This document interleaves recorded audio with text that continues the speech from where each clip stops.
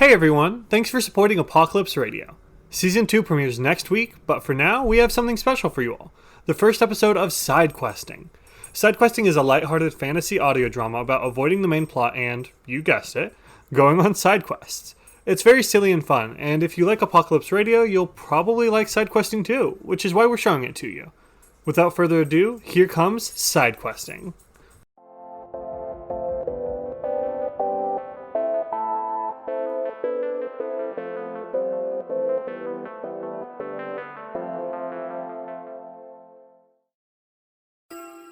The town of Pigsmire is finally on the horizon. Mom would stick up her nose about where I am, but hey, an adventurer's gotta start somewhere. I heard that this town has a sword stuck in a stone. A classic, if somewhat rare, phenomena. I think the last time somebody found a sword in a stone was a century ago? Nobody was really sure how it got there, and they definitely don't know how this one got there now. But as soon as word spread, people started flocking to Pigsmire to try their hand at retrieving the sword. There are knights, some scholars, and lots of adventurers, like me.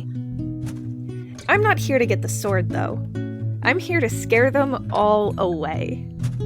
At first, the town was excited about all the fame and fortune coming their way. Their inns at max capacity, their taverns bursting with business.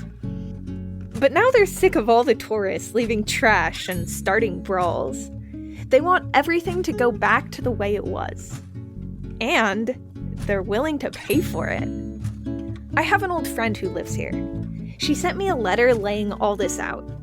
Since the town can't exactly advertise this job on the local postings, she offered it to me.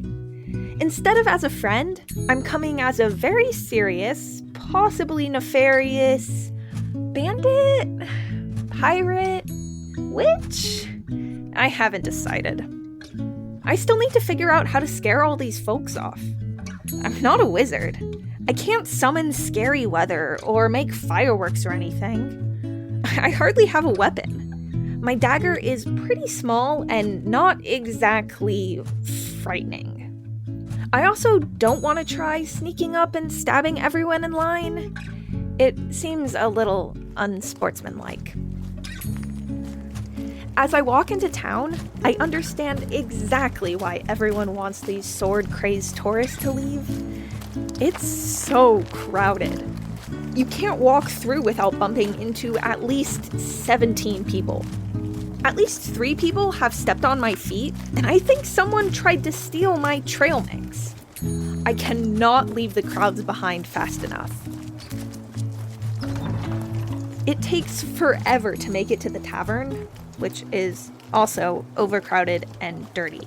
But I finally see Willow. Oh, Ryan! You made it. Thank the gods. I now fully understand why you want these tourists to leave. Yeah, I just wish someone would succeed in getting that darn sword. Or that they would all decide it was impossible and give up and go home. I don't know. They all seem pretty set on trying. Again.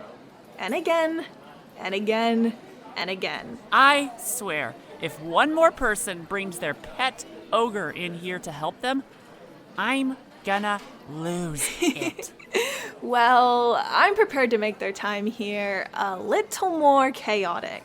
How are you gonna do that? I passed by a few things on my way here that gave me an idea. Do you know who owns those pigs over there? Also, do you know the tailor and the baker? It's a small town, of course I know them. Excellent. It takes some time, but Willow and I soon have our plan worked out and everything we need ready. Willow knows her cue, and I know when to start. We've also enlisted the baker and tailor to help spread panic. I don the largest, darkest cloak I've ever seen in my life and strap on a pair of stilts. I have created a ridiculous persona for myself, fitting for this equally ridiculous plan. I make my way towards the biggest gathering of people, right where the sword is. People are already staring. I knew these stilts were a good idea.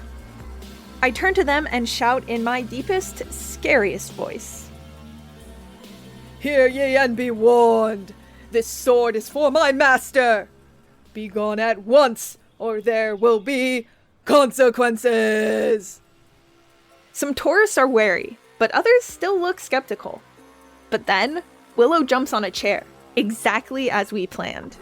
Yeah, you and what army? My army of swine!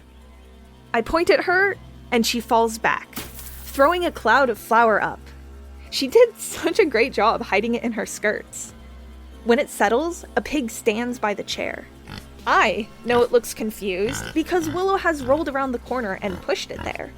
But the tourists don't know that. They interpret the confused look as the face of someone who has been turned into a pig. Thank you for volunteering to join it, girl. Who's next? That's the second cue. Willow causes what can only be described as a pig stampede. And that does it. Nobody wants a chance being turned into a pig. All shall fear the great warlock, Everett Ezekiel Whitefall. I guide the pigs around town, occasionally shouting various nonsense and threats. I burst into the inns, sending people packing. Word spreads through the taverns before I even get there. Even the locals have scurried to their houses and shops. Not scared of the pigs, but not wanting to get trampled by them either. I catch the baker's eye through the window of the shop and give him a wink. It's exhausting leading these pigs around, but it's working. As I do a second and then third lap around the town, there's less and less and less people. Eventually, I corral my swine cohorts back to their pen. The town feels so much larger without all the tourists.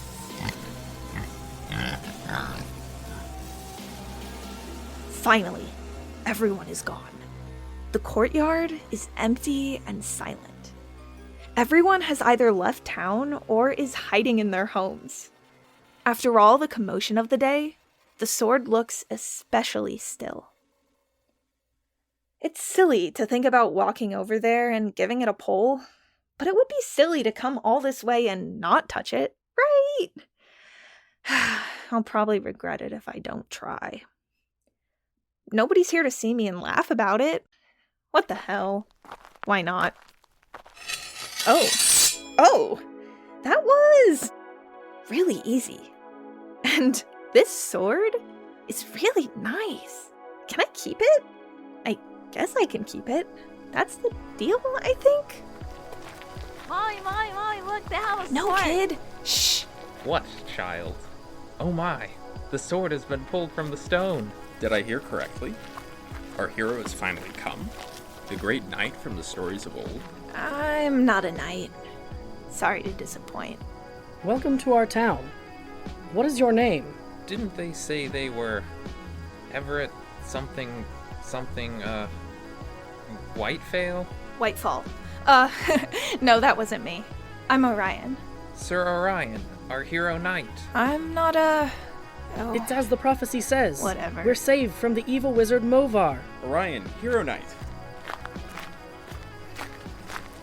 You, couldn't have tried pulling the sword before setting the pigs loose? that would have been way less fun. Here's the money I promised you. Hey, do hero knights get paid extra? You're not a knight. Touché.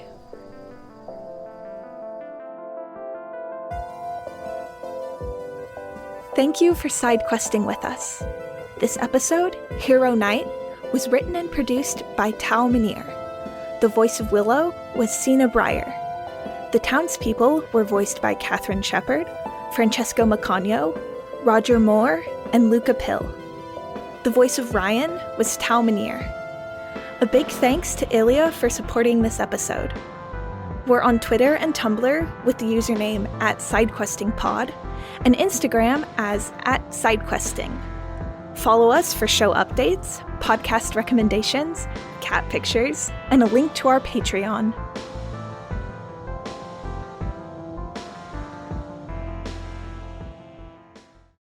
Everything feels too loud to me these days. Everything feels like too much, and I find myself in a body that is both the one I have always lived in and one I no longer recognize.